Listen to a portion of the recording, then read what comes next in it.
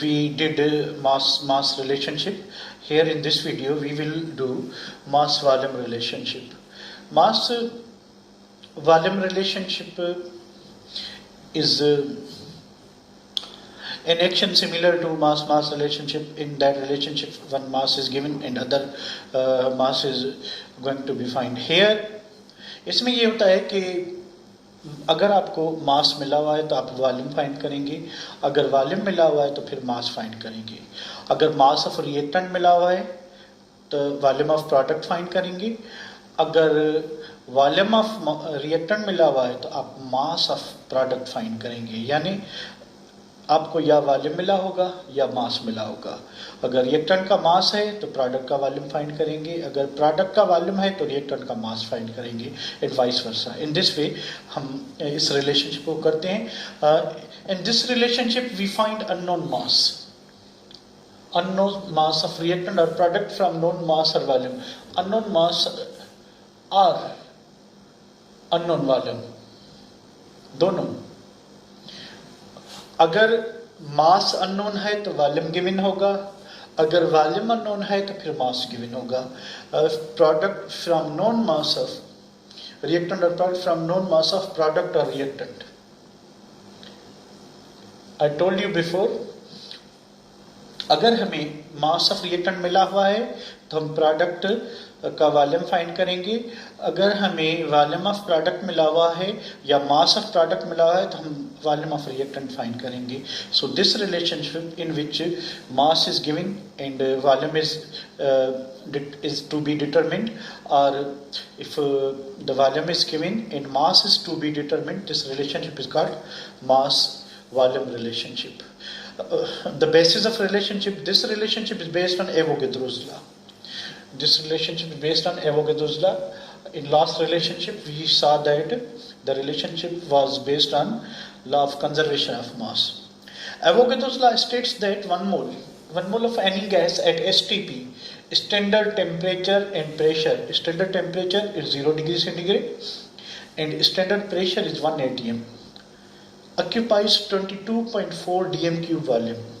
Avogadro's law कहता है कि कोई भी गैस है अगर हमारे पास और हमारे पास सिर्फ उसका 1 मोल है तो उस गैस का जो 1 मोल है वो 22.4 डीएम क्यूब और 22.4 लीटर जो है प्लेस ऑक्यूपाई करेगा, स्पेस ऑक्यूपाई करेगा।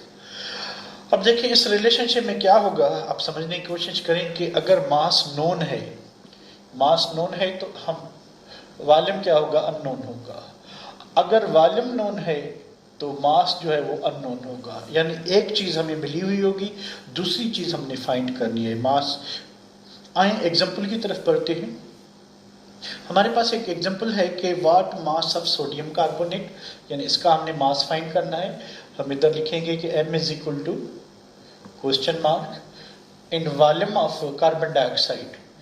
वॉल्यूम हमने जो है वो कार्बन डाइऑक्साइड का फाइंड करना है, इज फाउंड बाय 42 ग्राम्स। हमें जो इंफॉर्मेशन मिली हुई है वो ये है कि 42 ग्राम्स ऑफ सोडियम कार्बोनेट इसके हमने मिले हुए हैं, ठीक है। सो इस गिवन मास से हमने इसका मास और इसका वॉल्यूम फाइंड करना है। सो इस प्रॉब्लम में दोनों रिलेशनशिप इन्वॉल्व हैं, मास भी है और मास वॉल्यूम भी है, ठीक है। सो इसी तरीके से देखें प्रॉब्लम में कहीं पर भी वाटर का जिक्र नहीं है। So we have nothing to do with water. हम वाटर के लिए कुछ भी नहीं लिखेंगे क्योंकि हमने उसका कुछ करना ही नहीं है, ना उसका मास फाइंड करना है, ना उसको कोई भी इंफॉर्मेशन उसकी नहीं मिली हुई है, ठीक है। सो हमारे पास बैलेंस इक्वेशन में 2 moles of sodium hydrogen carbonate, 1 mole of sodium carbonate and 1 mole of carbon dioxide and 1 mole of water.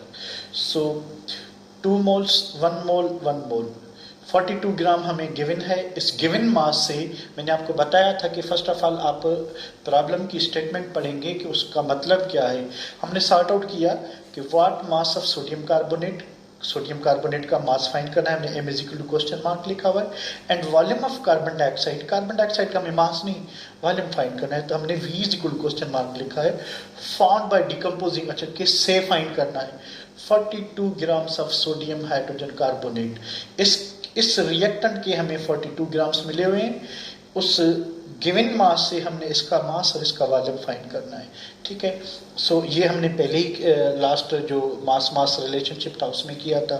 सो इसको भी हम देखते हैं कि मास ऑफ सोडियम कार्बोनेट, मैंने यहाँ पे मास टोटल किया हुआ है। सोडियम हाइड्रोजन कार्बोनेट का मास कैसे होगा, 23 for sodium, 1 for hydrogen, 12 for carbon and 43 for 3 oxygen atoms. In grand total will be 84. Sodium carbonate, 2 moles of sodium carbonate, 1 sodium weighs 23, so 2 sodium 46, 1 carbon 12, 3 oxygen weighs 48, and grand total is 106. So mass of sodium carbonate, आप मास of sodium carbonate कैसे find करेंगे, हम क्या करेंगे कि हम balance equation से comparison करेंगे। अकॉर्डिंग टू बैलेंस इक्वेशन ये है, हमें बता रही है कि 2 मोल सोडियम हाइड्रोजन कार्बोनेट से 1 मोल जो है वो सोडियम कार्बोनेट का बनना है। देखें लास्ट जो एग्जांपल था उसमें ये था 1-1 कॉम्बिनेशन था, यानी 1 मोल रिएक्टेंट का 1 मोल प्रोडक्ट बना रहा था। यहाँ सीन सेम नहीं है, the situation is different here. 2 moles produces 1 mole, it means कि रिएक्टेंट के डबल मोल्स कंज्यूम हो रहे हैं पर प्रोडक्ट के उससे हाफ बन रहा है, हाफ मोल्स बन रहे हैं। मिसाल के तौर पे यहाँ पे 2 मोल्स कंज्यूम हुए और इसका 1 मोल जो है प्रोड्यूस हुआ है। सो हमने ये चीज़ जहन में रखनी है कि जितने रिएक्टेंट के मोल्स होंगे उसके हाफ मोल्स जो है वो प्रोडक्ट बनेंगे, हाफ मोल प्रोडक्ट्स में कन्वर्ट होंगे। सो इस इंफॉर्मेशन को हम जहन में रखते हुए देखते हैं कि according to balance equation 2 moles of sodium hydrogen carbonate produces 1 mole. So 2 से 1 यानी हाफ। सो हमारे पास गिवन सिचुएशन क्या है, 0.5 मोल्स। अगर हमें 2 मोल से 1 मोल मिल रहा है तो 0.5 का हाफ क्या होगा, 0.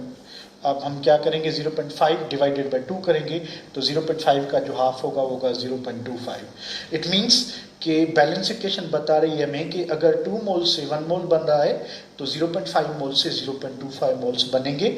सो 0.25 मोल्स किसके, सोडियम कार्बोनेट की। अब हमने क्या करना है कि इसके 0.25 मोल्स को मास में कन्वर्ट करना है। मास में कन्वर्ट करने का वही फार्मूला है जो हमने लास्ट वीडियो में किया, number of moles into molar mass. अब नंबर ऑफ मोल्स किसके, सोडियम कार्बोनेट के कितने हैं, 0.25 इनटू इसका मोलर मास मैंने यहाँ पे कैलकुलेट किया हुआ है, वो कितना है, 106 है। तो हम 0.25 को 106 से मल्टीप्लाई करेंगे, हमारा आंसर आएगा 26.5 ग्राम। इसी तरीके से इस प्रॉब्लम के 2 पोर्शन हैं। फर्स्ट पोर्शन ये है कि आप इसका मास फाइंड करें, सेकंड पोर्शन ये है कि आप इसका वॉल्यूम फाइंड करें। सो मास हमने फाइंड कर लिया, अब हम जाएंगे वॉल्यूम की तरफ। वॉल्यूम इसी तरीके से ही होगा, जस्ट ये जो लास्ट वाला स्टेप है यहाँ पे मोलर मास की जगह पे हम मोलर वॉल्यूम लेंगे, नथिंग एल्स, बाकी सेम है।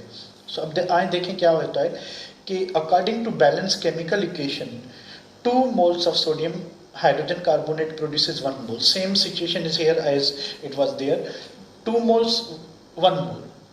1 mole of carbon dioxide. So 2 moles produces 1 mole. Therefore 0.5 mole produces half of 0.5 is 0.25. So हमें बैलेंस इक्वेशन से इंफॉर्मेशन मिली कि हमें प्रोडक्ट के 0.25 मोल्स यानी कार्बन डाइऑक्साइड के मिलेंगे। अब इन 0.25 मोल्स ऑफ कार्बन डाइऑक्साइड को हम उसके वॉल्यूम में कन्वर्ट करेंगे।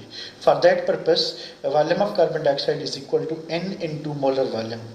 नंबर ऑफ मोल्स कार्बन के हमें प्रॉब्लम से जो मिले वो 0.25, हम इसको 22.4 से मल्टीप्लाई करेंगे in order to convert moles into volume. So जब इसको हम 22.4 से मल्टीप्लाई करेंगे हमारा आंसर आएगा 5.6 dm³। इस तरीके से इस प्रॉब्लम में 2 रिलेशनशिप इन्वॉल्व थे, मास रिलेशनशिप के थ्रू हमने ये मास निकाला, मास ऑफ सोडियम कार्बोनेट, और मास वॉल्यूम रिलेशनशिप के थ्रू हमने वॉल्यूम ऑफ कार्बन डाइऑक्साइड निकाला। सो अगला जो हमारा जो स्टेप है उसमें हम करेंगे third relationship, that is volume relationship. So stay with me and